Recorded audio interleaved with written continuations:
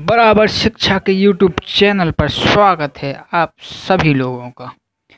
तो चलिए आज हम लोग बात करते हैं क्लास 11th के केमिस्ट्री के चैप्टर नंबर 1 मोल कॉन्सेप्ट की।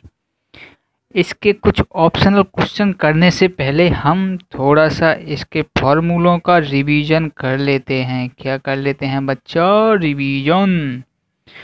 लकड़ी की काठी, काठी का घोड़ा। तो चलो देखते हैं सबसे इम्पोर्टेंट फॉर्मूला।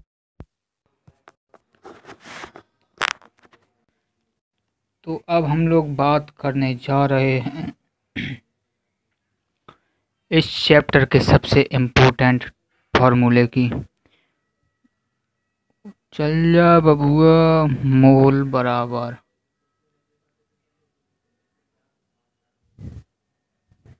मोल बराबर होता है W/M, बराबर लिख सकते हैं V/VM, या इसके बराबर लिख सकते हैं N/Na। इसके अलावा हम लोग लिख सकते हैं PB/RT, और इसके बराबर लिख सकते हैं मोलरिटी इनटू वॉल्यूम। अब समझते हैं यहाँ पर कौन सा टर्म किस चीज़ को रिप्रेजेंट कर रहा है। तो देखते हैं, ये N है। N क्या है आपके?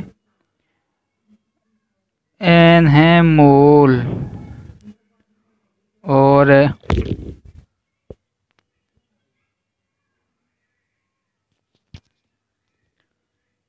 W है आपका भार, जिसे कहें वेट। M है आपका अणु भार, जिसे हम लोग क्या कहते हैं? Molecular weight. B है आपका वॉल्यूम, वॉल्यूम मतलब आयतन, और Vm है आपका मोलर वॉल्यूम मतलब मोलर आयतन। इसका मान होता है 22.4 लीटर या फिर 22,400 ml। अब चलते हैं अगले टर्म की तरफ। अगला टर्म है आपका N। क्या है भाई? N। तो N है आपकी संख्या, N है आपका नंबर जिसे संख्या कहें। Na है आपका अवोगाद्रो संख्या। इसका मान होता है 6.023 × 10⁻23। और P है आपका प्रेशर। उसके अलावा V आपका है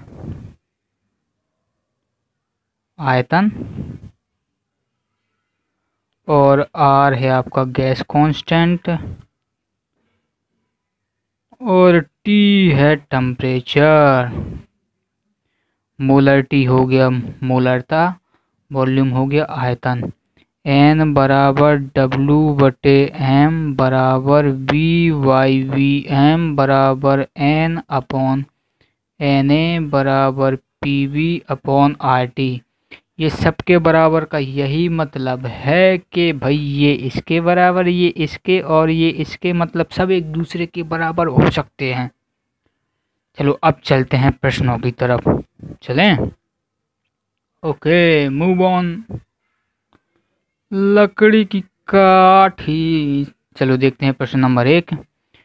प्रश्न नंबर 1 आपका कह रहा है कि जल तथा हाइड्रोजन परऑक्साइड। तो ये रहा जल, सॉरी, ये है आपका जल, ये जल, और ये हाइड्रोजन परऑक्साइड। तो एक तरफ जल ले लें, एक तरफ ले लें हाइड्रोजन परऑक्साइड। चलो अब देखते हैं जल में हाइड्रोजन और ऑक्सीजन के परमाणु भारों का अनुपात। तो हाइड्रोजन कितने हैं? 2। हाइड्रोजन का परमाणु भार 1 अनुपात ऑक्सीजन 8। ऑक्सीजन का परमाणु क्रमांक 8, परमाणु भार होगा 16। इस तरफ चलते हैं, 2 हैं हाइड्रोजन, 1 हाइड्रोजन का परमाणु भार रेशियो, 2 हैं ऑक्सीजन, 1 ऑक्सीजन का परमाणु भार 16। तो यहाँ है 2:16। 2 से 16 को काटेंगे तो 1:8। यहाँ आएगा 2:32। मतलब 1:16। तो यहाँ है 1:8, यहाँ 1:16। अब ऑक्सीजन दोनों तरफ अगर हम लोग ऑक्सीजन को देखें तो ये देखो ऑक्सीजन का यहाँ कितना आया 8, और यहाँ ऑक्सीजन का कितना आया 16। मतलब ए के मल्टीपल प्रोपोर्शन में है। यहाँ 8 एकम 8 और यहाँ 8 दूनी 16। तो यही कह रहा है गुणित अनुपात का नियम कि जो आपके कंपाउंड दिए हैं उनमें एक कंपाउंड मल्टीपल प्रोपोर्शन में है कि नहीं है। तो हाँ भाई, यहाँ पर आपका है। तो कौन सा हो जाएगा? गुणित अनुपात का नियम। स्थिर अनुपात का नियम क्या कहता है बच्चों? स्थिर अनुपात का नियम कहता है कि जैसे हमने ये लिया पानी, चाहे ये पानी जल समुद्र का हो, वर्षा का पानी हो, चाहे नल का पानी हो, इन सभी पानियों में, चाहे नाली का पानी हो, हाइड्रोजन और ऑक्सीजन के परमाणु भारों का अनुपात कितना होगा? 1:8, जो कि अभी हमने देखा था। फिर से देखते हैं, यहाँ हाइड्रोजन कितने हैं? इसे थोड़ा सा मिटा देते हैं बबुआ।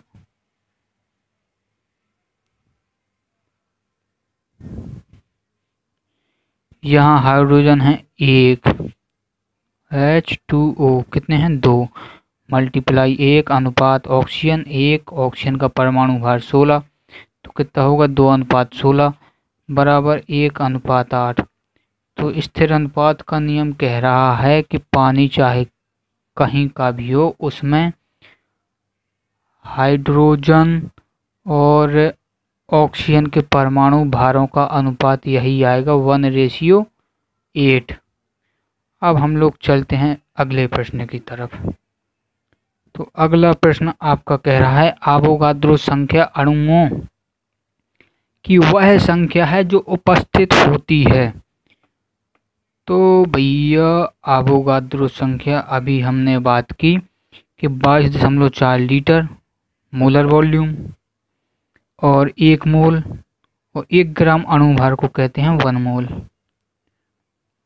क्या कहते हैं? 1 मोल। तो तीनों एक ही चीजें हैं, तो ये इसका ऑप्शन हो जाएगा चौथा। अब चलते हैं अगले प्रश्न की तरफ। अगला प्रश्न कह रहा है एक परमाणविक द्रव्यमान इकाई का मान होता है, मतलब एक AMU। तो सबसे पहले हम लोग देखें कि ये क्या दिया हुआ है। ये दिया हुआ है हमारे पास एनर्जी की यूनिट है मेगा इलेक्ट्रॉन वोल्ट। तो हमें निकालनी है एनर्जी। द्रव्यमान कितना दिया है? M बराबर 1 AMU, और 1 AMU बराबर होता है 1.66 इंटू 10⁻⁻27 किलोग्राम। अब हमें निकालनी है एनर्जी। तो E बराबर क्या होता है? mc²। M का मान पता है, C होती है प्रकाश की चाल। इसका मान होता है 3 × 10⁸ मीटर प्रति सेकंड। अब वैल्यू रख दें तो कितना आएगा? 1.66 इंटू 10⁻⁻27 मल्टीप्लाई, सॉरी हाँ सही है, 3 इंटू 10⁸ का होल स्क्वायर। चलते हैं अगले पेज की तरफ। तो यहाँ कितना हो जाएगा? 1.66 इंटू 10⁻⁻27। वहाँ 3 का स्क्वायर करेंगे तो 9, 10⁸ का स्क्वायर करेंगे तो 16। कितना आ गया? 1.66 इंटू 9। यहाँ कितनी घात बच गई? 10⁻⁻11। तो ये तो आ गया भाई मान। अब हमें निकालना है इसे मेगा इलेक्ट्रॉन वोल्ट में। तो 1 इलेक्ट्रॉन वोल्ट बराबर होता है 1.6 इंटू 10⁻⁻19। अब हमें अगर इसे इलेक्ट्रॉन वोल्ट में बदलना है तो इसका भाग करना पड़ेगा, इसका भाग करना पड़ेगा, अगर हमें इसे इलेक्ट्रॉन वोल्ट में बदलना है तो चलो भाग करते हैं। 1.66 इंटू 9 इंटू 10⁻⁻11 अपॉन 1.6 इंटू 10⁻⁻90। चलते हैं अगले स्टेप पर। तो अगर हम इसका भाग यहाँ देंगे तो लगभग आएगा 1 पॉइंट समथिंग, मल्टीप्लाई 9 गुणा में कितना आएगा 9 गुणा, अगर ये माइनस की 19 ऊपर जाएंगी तो कितनी हो जाएंगी प्लस की 19। तो अब देखते हैं कितना आया, इसे थोड़ा मिटा लें, साफ साफ लिख देते हैं कितना आएगा। इसका डिवाइड हमने इसमें किया तो लगभग आएगा 1 पॉइंट समथिंग, मल्टीप्लाई 9 था तो 9 इंटू 10⁻, ये माइनस के 19 ऊपर गए, माइनस के 11 प्लस मल्टीप्लाई 10⁻प्लस के 19, ये नीचे माइनस के तो ऊपर प्लस में हो जाएंगे। तो ये आएगा आपका 9.31 इंटू 10⁻, यहाँ कितने बचे 11 और 19, तो यहाँ बचे 8। ये आ गया आपका इलेक्ट्रॉन वोल्ट में। अब हमें बदलना है मेगा इलेक्ट्रॉन वोल्ट में, तो कितना आया 9.31 गुणा 10⁸ इलेक्ट्रॉन वोल्ट, और 1 मेगा बराबर होता है 10⁶। तो इसका डिवाइड कर देंगे, 9.31 गुणा 10⁸ इलेक्ट्रॉन वोल्ट अपॉन 10⁶ का भाग कर देंगे तो मेगा इलेक्ट्रॉन वोल्ट हो जाएगा।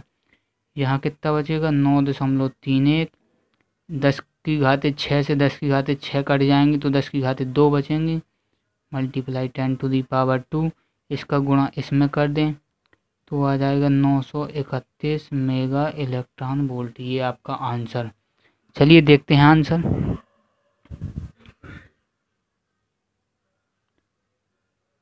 ये रहा आपका answer number 3, 931 mega electron volt. अब चलते हैं अगले प्रश्न की तरफ।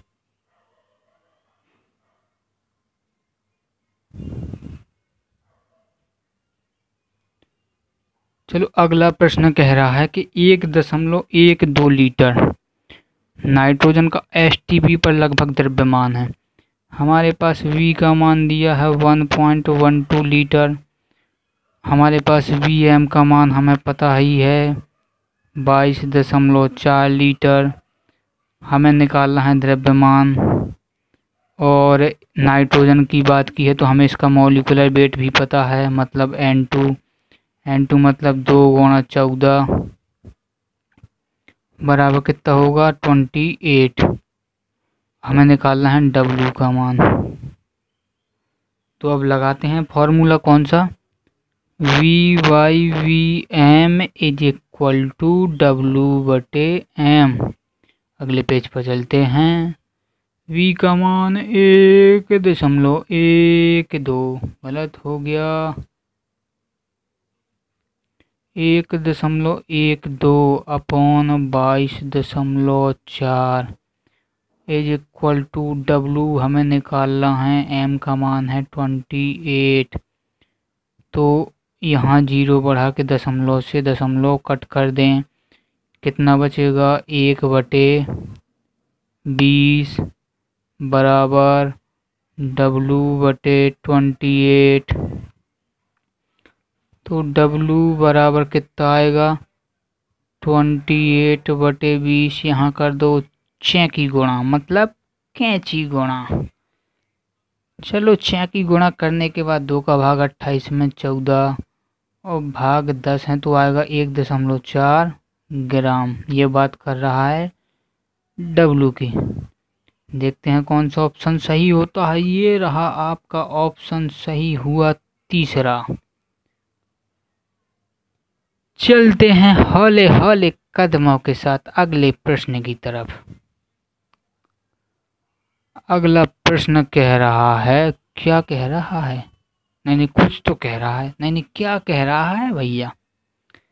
तो देखो बच्चों, अगला प्रश्न क्या कह रहा है, किसी गैस के 0.1 ग्राम का एनटीपी पर आयतन इतने ml है, इस गैस का अणुभार हमारे पास W का मान दिया है 0.1 ग्राम। गलत हो गया, ओहो ओहो।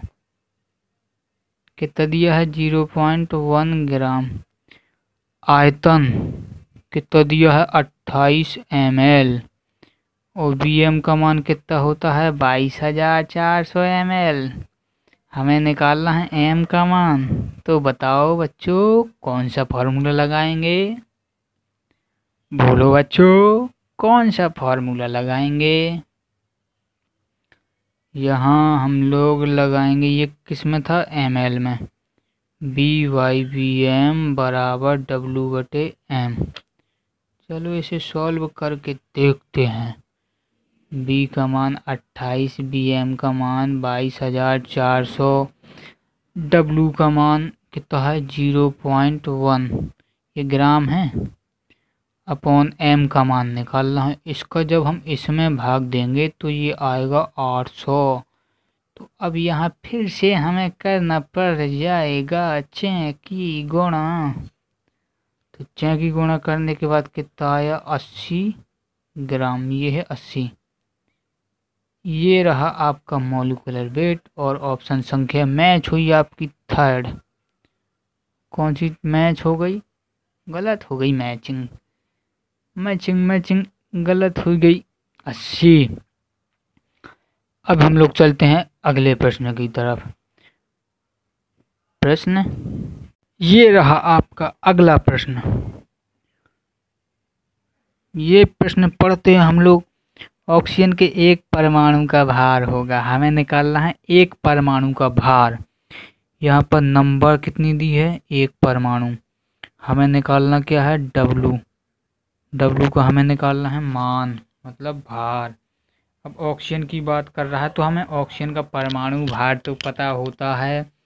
इसका मोलर वेट कितना होता है? ऑक्सीजन 8 दूनी 16। तो एक ऑक्सीजन का 16, तो 2 का 16 गुणा 2, 16 दूनी 32। और अब हमारे पास Na का मान है ही कितना? 6.023 गुणा 10 की घात 23। तो लगाते हैं फॉर्मूला। कौन सा लगेगा? फॉर्मूला लगेगा N/Na is equal to W/M। चलो अब अगले पेज में करते हैं गुणा भाग। जी क्या करते थे साजना तुम हमसे दूर रह के, ओह, गुणा भाग करते थे। हमें निकालना है W का मान, M का मान 32, N1 Na 6.023 गुणा 10 की घात 23। फिर से चेकी गुणा। तो W बराबर 32 अपॉन 6.023 इंटू 10⁻23। देखते हैं कौन सा ऑप्शन मैच हो रहा है। ये आपका मैच हो रहा है ऑप्शन नंबर थर्ड। वो क्या करते थे साजना, ये हो गया आपका ऑप्शन नंबर थर्ड मैच। चलो अब चलते हैं अगले प्रश्न की तरफ। अगला प्रश्न देखते हैं। प्रश्न ये प्रश्न कहाँ चला गया? ये तो वही बात हो गई मोरसद वाली। मोरसद, ये मोरसद कहाँ चला गया? ये रहा अगला प्रश्न। तो अब चलते हैं, देखते हैं इस प्रश्न के बारे में। कह रहा है 7.1 ग्राम क्लोरीन गैस में क्लोरीन के मोलों की संख्या। तो इसमें हमारे पास W का मान कितना है? 7.1 ग्राम। और इसका मॉलिक्यूलर वेट हमें पता है, क्लोरीन मतलब Cl2। तो कितने हैं? 2। एक क्लोरीन का परमाणु भार 35.5 बराबर 71 ग्राम। 71 ग्राम मोलों की संख्या निकालनी है। N कितने होंगे? तो चलो सीधे भाग दे देते हैं। N बराबर W/M। फिर अपनी अपनी तन्हाई दूर कर गुणा भाग करके 7.1 अपॉन 2 था, 2 की जगह देखो ऊपर कितना आएगा? 7.1 अपॉन 71, दशमलव हटाओ 10 आ जाएगा। 71 से 71, 1/10 बराबर 0.1 मोल। कौन सा ऑप्शन सही? ऑप्शन संख्या 2। चलो बढ़ते हैं अगले प्रश्न की तरफ। प्रश्न आ गया। चलो देखते हैं अगला प्रश्न क्या कह रहा है। प्रश्न कह रहा है पानी में हाइड्रोजन व ऑक्सीजन का भारात्मक अनुपात। अभी हमने सबसे पहले यही देखा था स्थिर अनुपात के नियम में भी, गुणित अनुपात के नियम में भी।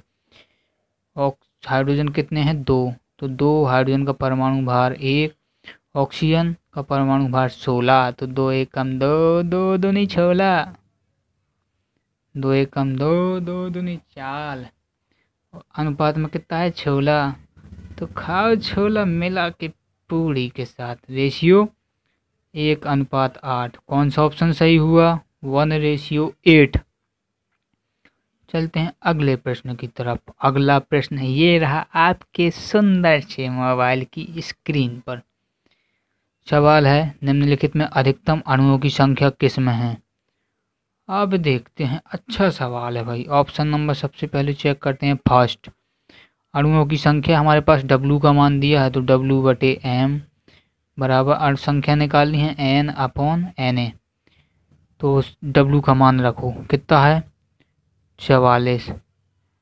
और मॉलिक्यूलर वेट CO2 का कितना होगा? कार्बन का होता है भाई 12।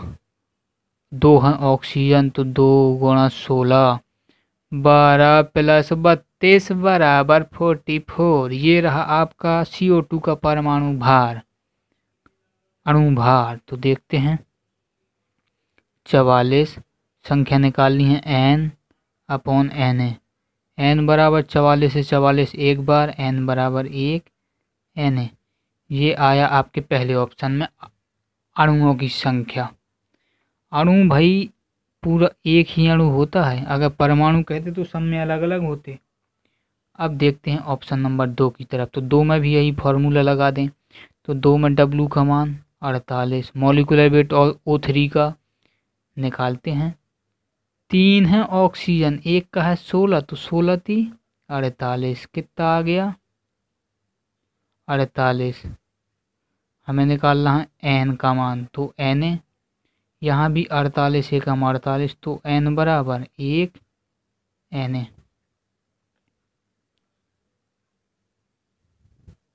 N बराबर 1 Na। अब चलते हैं तीसरे को चेक करते हैं। तो 8 ग्राम, उसमें भी यही फार्मूला लगाना है। W/m बराबर N/Na। तो W कितना है? 8। हाइड्रोजन, एक हाइड्रोजन का 1, तो 2 हाइड्रोजन का 2 बराबर N/Na। तो 2 चौके 8, तो N बराबर 4 Na। अब चलते हैं अगले ऑप्शन पे, चौथे ऑप्शन की तरफ। अगले पेज में चलते हैं अगले ऑप्शन की तरफ। तो W/m बराबर N/Na। W का मान 64 और मॉलिक्यूलर वेट SO2 का तो 16 का 32, सल्फर का हो गया 32 प्लस एक ऑक्सीजन का 16, तो 2 का 32, कितना आया? 64/64 इज इक्वल टू N/Na। 64 से 64 एक बार, तो N बराबर कितना आया? 1 Na। अब देखो कौन सा ऑप्शन करेक्ट कर रहा है सबसे ज़्यादा के लिए। तो यहाँ है N बराबर 1 Na, यहाँ है N बराबर 1 Na, और यहाँ है आपका N बराबर 1 Na, यहाँ है N बराबर 4 Na।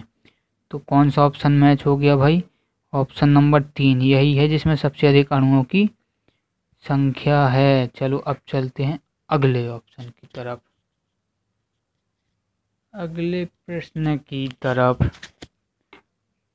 प्रश्न आ गया, कह रहा है कि H3PO4 के 1 मोलर बिलियन की नॉर्मलता है। चल जा। हाँ, तो हमें निकालना है नॉर्मलिटी। नॉर्मलिटी बराबर होती है मोलरिटी इंटू बैलेंसी फैक्टर। तो इसमें हमें मोलरिटी का मान पता है, हमें निकालना है बैलेंसी फैक्टर H3PO4 का। चलो देखते हैं H3PO4 का valency factor. Valency factor of H3PO4। अगले पेज में बनाते हैं इसकी संरचना। P फास्फोरस की संयोजकता 5, ऑक्सीजन की 2, हाइड्रोजन की 1। देखो ये हो गई आपकी संरचना H3PO4 की। तो इसकी अब हमें निकालनी है वैलेंसी फैक्टर। तो H3PO4 का वैलेंसी फैक्टर उतना होगा जितने कि ये किसी कंपाउंड से रिएक्शन करने के बाद अपने हाइड्रोजन का त्याग कर सके। तो इसके पास कितने हाइड्रोजन थे? 3। तो ये मैक्सिमम कितने दे सकता है? 3। लेकिन वो ही हाइड्रोजन जाएंगे जो ऑक्सीजन के साथ अटैच हैं। तो कितने हाइड्रोजन ऑक्सीजन के साथ अटैच हैं? 3 के तीनों। तो इसका बैलेंसी फैक्टर कितना होगा? 3। H3PO4 का बैलेंसी फैक्टर कितना हुआ? 3। फिर से समझें, H3PO4 का बैलेंसी फैक्टर वो होगा जब ये किसी कंपाउंड के साथ रिएक्शन करने के बाद जितने अपने H ये छोड़ सके। तो कितने हाइड्रोजन छोड़ सकता है ये छोड़ सकता है 3। मैक्सिमम 3 छोड़ सकता है, लेकिन सिर्फ वही दूसरे कंपाउंड अगर हो तो सिर्फ वही हाइड्रोजन जाएंगे जो सीधे किससे अटैच हों? ऑक्सीजन से। इसके तो तीनों के तीनों ऑक्सीजन से अटैच हैं, तो ये अपने तीनों हाइड्रोजन छोड़ सकता है। तो इसकी बैलेंसी फैक्टर कितनी हुई? 3। चलो चलते हैं पीछे की तरफ। तो इसका बैलेंसी फैक्टर कितना आया? Valency factor 3। अब नॉर्मलता निकालना है, मोलरता है 1, बैलेंसी फैक्टर है 3, तो कितनी आ जाएगी भाई? 3 नॉर्मल। ऑप्शन संख्या 4। अगले सवाल की तरफ चलते हैं। ये रहा आपका अगला सवाल। इसमें पूछ रहा है आसुत जल की मोलरता है। तो डिस्टिल्ड वाटर की मोलरता होती है 55.56। अगले प्रश्न की तरफ चलते हैं, ये आप याद कर लेना। प्रश्न नंबर अगले की तरफ। प्रश्न नंबर अगला कह रहा है यूरिया के जलीय विलयन की मोललता। ये स्मॉल m का मान है 4.44 मोल प्रति किलोग्राम। हमें निकालने हैं विलयन में यूरिया के मोल प्रभाज। हमें XB का मान निकालना है। XB क्या है? मोल प्रभाज ऑफ विलय मतलब यूरिया, और X क्या है? मोल प्रभाज ऑफ विलायक मतलब पानी। तो इसके लिए एक फार्मूला होता है, मोललता या molality is equal to XB upon XA into 1000 upon molecular weight of A। यहाँ पर A क्या है आपका? विलायक, और B क्या है? विलेय। A क्या है? विलायक, B है विलेय। यहाँ किसका मान रखना है? मॉलिक्यूलर वेट ऑफ विलायक का। तो चलते हैं अगले पेज में। एक बात और आप लोग समझ लें कि XB प्लस XA का मान कितना होता है? 1। ये 1 के बराबर होता है, मतलब मोल प्रभाज ऑफ विलेय प्लस मोल प्रभाज ऑफ विलायक का मान 1 के बराबर होगा। चलते हैं अगले पेज पर। तो मोललता का मान कितना दिया था? 4.44। अब हमें निकालना था XB का मान। तो अभी हमने पिछले पेज में बताया कि XB प्लस XA का मान 1 हो सकता है। तो XB की जगह क्या लिखते हैं? 1 माइनस XA। तो यहाँ लिख दो 1 माइनस XA इंटू 1000। अब नीचे लिखना था मॉलिक्यूलर वेट ऑफ A मतलब सॉल्वेंट मतलब विलायक मतलब पानी। तो पानी का मॉलिक्यूलर वेट 18। अब इसे सॉल्व करते हैं। की गुणा कर दो। लकड़ी की काठी, काठी का घोड़ा 4.44, घोड़े की दुम पे जो मारा हथौड़ा। 1 माइनस यहाँ एक्स ए नहीं एक्स बी होगा, एक्स ए की जगह तो हमने रखा ही है 1 माइनस एक्स बी। चलो अब आगे सॉल्व करते हैं। कितना था 18 मल्टीप्लाई 4.44, तो 18 चौके 72। चलो कर ही लेते हैं भैया। कितना आएगा 18 चौके 72, 2 हासिल 7, 18 चौके 72 7 79 हासिल 7, 18 चौके 72 7 79, 2 अंक के बाद दशमलव, दशमलव लगा दो बटे 1000। कितना आया 79.92 बटे 1000 बराबर X B upon 1 minus X B. अब इसका करें कैंची गुणा, तो कितना, नहीं अभी ना करें कैंची गुणा, थोड़ा सरल कर लें इसका, इसमें डिवीजन कर दूं तो कितना आएगा 0.0799 is equal to X B upon 1 minus X B. चलो अब करते हैं कैंची गुणा, तो कैंची गुणा करेंगे तो कितना आएगा 0.0799 माइनस 0.0799 एक्स बी बराबर एक्स बी। ये आएगा आपका कैंची गुणा करने के बाद। अब आगे वाले पेज पर चलते हैं। 0.0799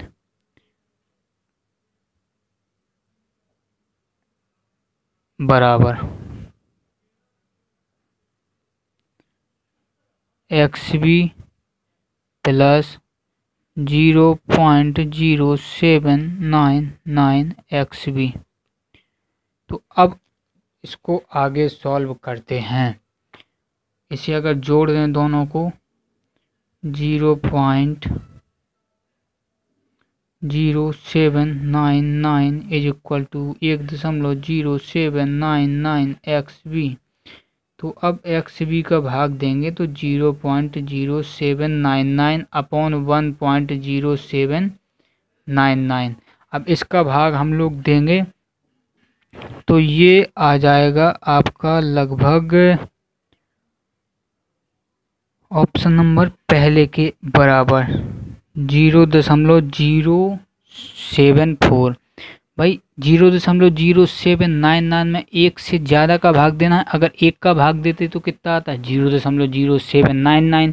अब थोड़ी सी संख्या ज़्यादा है एक से, तो 0.0799 से कम आ जाएगा, तो कम ही है ना भाई, 0.0799 से कम है 0.074। चलते हैं अगले प्रश्न की तरफ।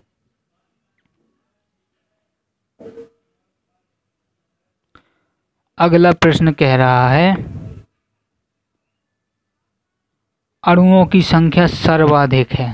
फिर से वैसे ही पिछले सवाल जैसा सवाल है।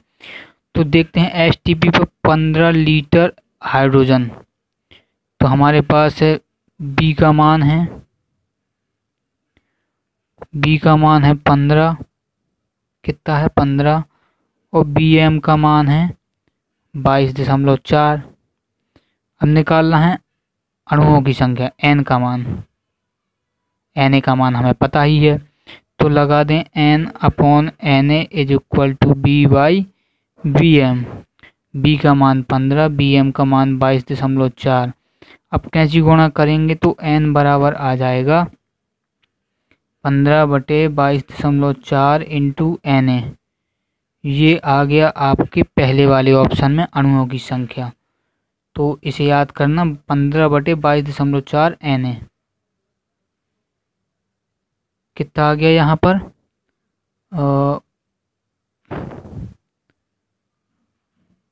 15/22.4 एन ए। ये है पहले के अणुओं की संख्या। अब देखते हैं दूसरे में अणुओं की संख्या कितनी होती है। 5 लीटर में निकालना है तो B/Bm is equal to N/Na लगाएं। B का मान 5, Bm का 22.4 इज इक्वल टू N/Na। तो कितना हो जाएगा इसका, या 5/22.4। इसका कैंची गुणा कर दें तो N बराबर 5/22.4 Na। चलो इसे भी लिख लेते हैं इसी के सामने। कितना आया 5/22.4 Na। अब देखते हैं ऑप्शन नंबर तीसरे को। तीसरा ऑप्शन क्या कह रहा है। तीसरे ऑप्शन में है 0.05 ग्राम हाइड्रोजन गैस। तो यहाँ लगाएंगे W/m is equal to N/Na। W कितना है 0.5, m का मान 2 इज इक्वल टू N/Na। भाई 2 हाइड्रोजन है, एक हाइड्रोजन का 1 तो 2 का 2। अब यहाँ कर लें तो कितना आएगा 1/4। N बराबर कितना आया Na/4। ये आया आपका तीसरे वाले का। तो अब यहाँ भी लिख लें इसका मान। तीसरे वाले का कितना आया N/4 Na। ये आई इसकी संख्या। अब चलते हैं ऑप्शन नंबर चौथे की तरफ। 10 ग्राम O2। तो यहाँ भी लगाएं W/m बराबर N/Na। तो W का मान 10, m का मान 16 दूनी 32 इज इक्वल टू N/Na। अब इसे भी लिख लेते हैं इसके सामने। चलो अब क्या लिखना, अब मैच ही कर लें। इसका कैंची गुणा करेंगे तो कितना आ जाएगा 10/32 इतना आ जाएगा 10/32 Na। तो देखो कितना आया 10/32 Na। अब देखो सबसे ज़्यादा किस में है। इसमें तो भाई N/Na नहीं Na/4 था। यहाँ कितना था Na/4। तो अब देखते हैं इसमें है Na/4। इसका मान कितना आया था 10/32 Na। अब मैच करके देख लेते हैं। इसमें Na का 1/4 मतलब ये सबसे कम हुआ। इसमें अगर हम 32 का 10 में भाग दें तो ये आएगा लगभग 0.33 Na। और यहाँ अगर इसका भाग दें तो आएगा 0.2 के आसपास 0.2 Na। अगर यहाँ इसका भाग दें तो ये आएगा 0.6 Na के आसपास। तो सबसे ज़्यादा किस में हुए, तो सबसे ज़्यादा आपके हुए इस वाले में, ऑप्शन नंबर फर्स्ट में। इस प्रकार से आपका ये वाला प्रश्न समाप्त हो। चलते हैं अगले प्रश्न की तरफ। अगला प्रश्न है निम्नलिखित में अधिकतम अणुओं की संख्या। ये भी आपका सेम टाइप का प्रश्न ही है जिस प्रकार से हमने अभी पीछे किया। तो निकालते हैं सभी में अणुओं की संख्या। इसमें W सब में दिए हैं तो इसमें फॉर्मूला लगेगा W/m is equal to N/Na। सब में यही फॉर्मूला लगेगा। चलो लगा के देखते हैं। W का मान कितना है, नहीं W/m is equal to N/Na। पहले वाले ऑप्शन को चेक करते हैं। W का मान है 44। CO2 का परमाणु भार कार्बन का 12 प्लस 2 गुणा 16 बराबर 44। इसका परमाणु भार आ गया 44 N/Na। तो यहाँ कितना आया 1 Na बराबर N। इसमें अणुओं की संख्या कितनी आई 1 Na के बराबर। तो लिख देते हैं इसमें आई Na के बराबर। अब देखते हैं ऑप्शन नंबर 2 को भी। तो ऑप्शन नंबर 2 में भी सेम यही फॉर्मूला लगाएंगे W/m बराबर N/Na। तो W है 48 O3 में, एक ऑक्सीजन का 16 तो 3 का 48 N/Na। तो 48 से 48 कटा तो कितना आएगा कैंची गुणा करने के बाद N बराबर 1 Na। इसमें भी आ गया भैया 1 Na के बराबर। तो चलो लिखते हैं यहाँ भी लकड़ी की काठी। अब चलते हैं प्रश्न तीसरे की तरफ। प्रश्न नंबर तीसरा है 8 ग्राम H2। ये क्वेश्चन हम दोबारा से कर रहे हैं। आप पीछे क्वेश्चन कर चुके हैं, आप जाके देख लें, तो इसमें आपका ऑप्शन नंबर 3 ही मैच करेगा। चलते हैं अगले प्रश्न की तरफ। प्रश्न, हमें लगता है प्रश्न नाराज हो गया है। तो चलो, इस प्रकार से हमारे प्रश्न समाप्त होते हैं। यदि आपको इन प्रश्नों से संबंधित कोई डाउट हो तो आप हमारे इंस्टा या फेसबुक के पेज बराबर शिक्षा B2S पर हमें मैसेज कर सकते हैं। अगर कोई सवाल हो तो आप यहाँ पोस्ट करके हमसे सवाल पूछ सकते हैं। कौन सा चैनल है भाई? बराबर शिक्षा B2S, इस पर आप इंस्टा और फेसबुक पर हमें मैसेज करें और कोई इंक्वायरी हो तो आप पूछ सकते हैं। चलिए, वीडियो देखने के लिए आपका बहुत बड़ा वाला बहुत ही